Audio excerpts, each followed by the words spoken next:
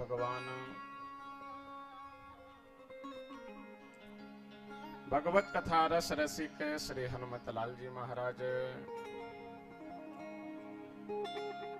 परम पूज्य श्री सतगुरुदेव भगवान जी,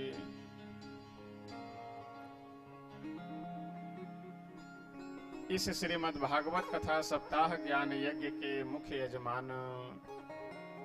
श्री रामचंद्र सिंह जी एवं समुपस्थित आप सभी सुधी श्रोतागण, भाई बंधुओं, माताएं बहनें, हम सब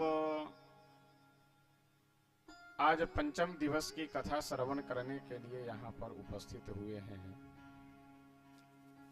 नित्य की भांति आज भी